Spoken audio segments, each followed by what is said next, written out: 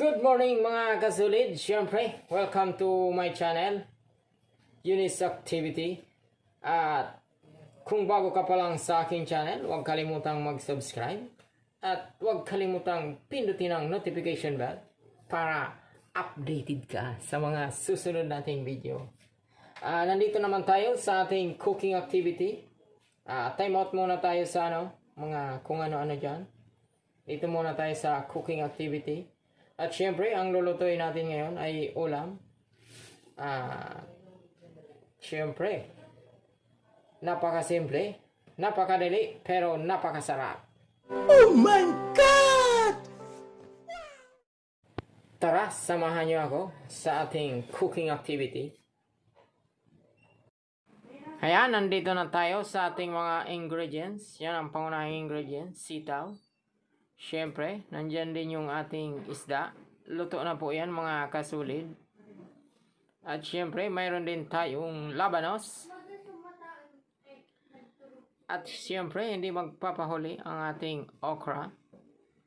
Mayroon din po tayong sweet potato mga kasulid. Yan. At siyempre, kung may sweet potato pa rin, yung sweet potato leaves. At siyempre, yung ating mga sangkap at secret ingredient, mga kasulid. Ayan. Dito na tayo sa aking mahiwagang kaserola. Ayan, magpapakulo muna tayo ng tubig, siyempre. Hintayin na muna natin kumulo. Ayan. Kumulo na mga kaibigan, mga kasulid. Ilagay na natin ang ating sitaw. Hinintay natin kumulo kasi para hindi po magbago yung kulay ng ating sitaw pag luto na. Yan o.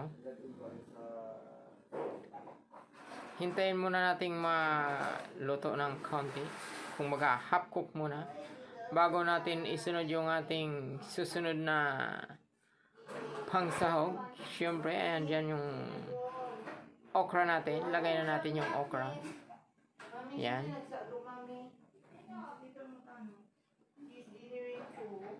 Ganon din yung okra natin. Hintayin nating maluto para hindi magbago yung kulay. Kaya hinintay natin kumulo yung tubig.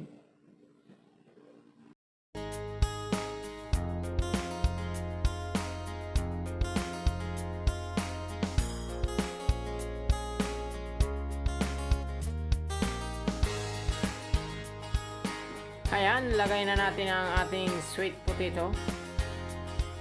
Madali po yung maluto ang sweet potato kaya pinahuli natin.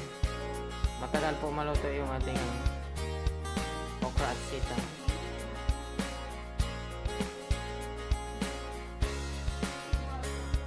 Kaya ayan, isunod na natin ang ating labanos.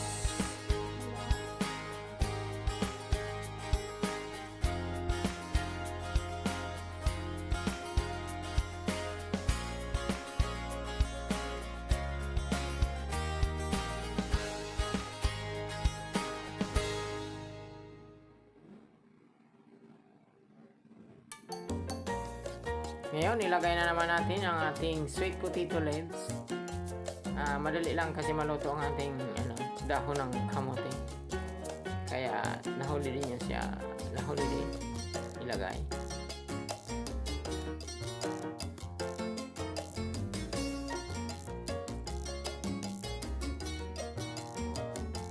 Yan, hintayin lang muna natin kumulo.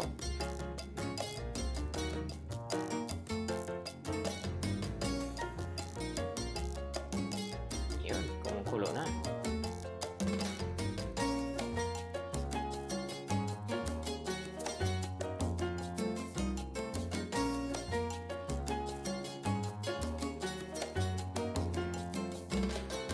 tawag pala dito sa luto natin mga kasulid, syempre sinowan.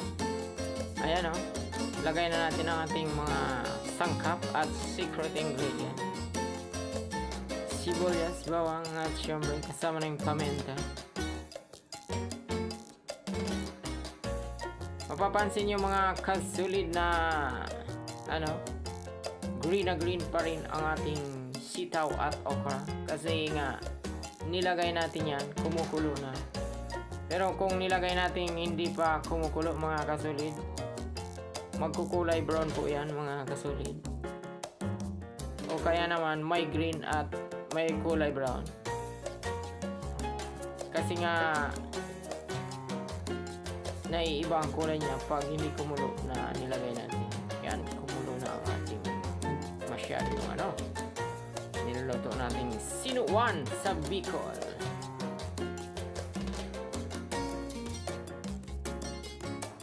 Ayan.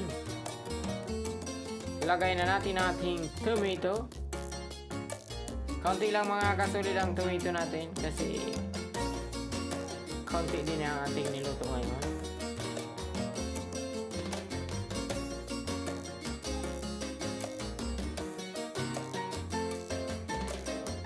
Siyempre, ipapahuli natin yung yung isda kasi dating luto na po yun mga kasulid.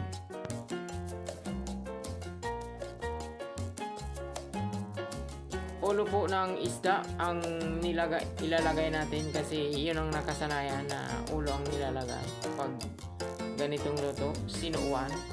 Pero pwede din kayo maglagay ng hindi ulo, isang buong isda.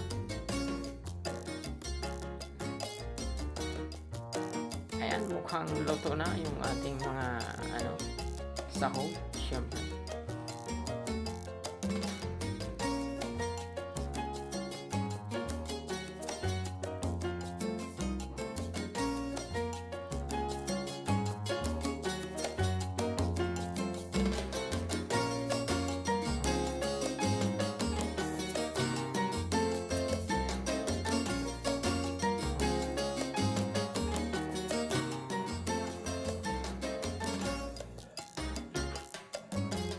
Ayan, syempre, ilagay na natin ang ating pangpaasim, mga kasulid. Ayan, kalamansi. Para maasim ng kaunti ang ating sinowan sa Bicol. Ayan, ibig sabihin, luto na po yung sweet potato leaves natin. Nagkulay pula na po yung yung sabaw. Kaya ilagay na natin ang ating isda. Yan. Ulo po ng isda. Syempre. Kasi yung yung katawan po ay prinito natin kanina. Kaya naisipan kong magluto ng sinowan. Yun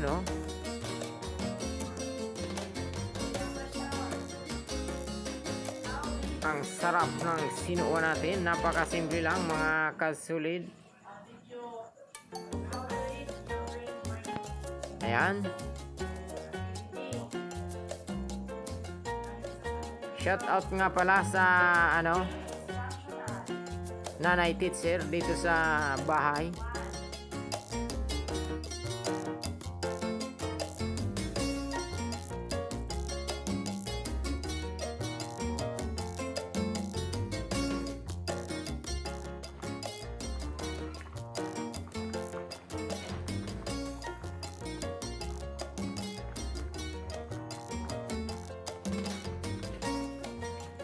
Ayan, luto na po ang ating sinowan. Syempre, titikman natin. Ayan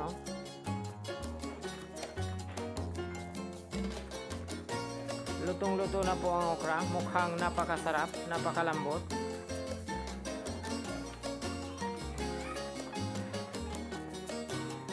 Kulay pa lang ng sabaw, ulam na. Maraming salamat po sa panonood. Sana may natutunan kayo sa aking video.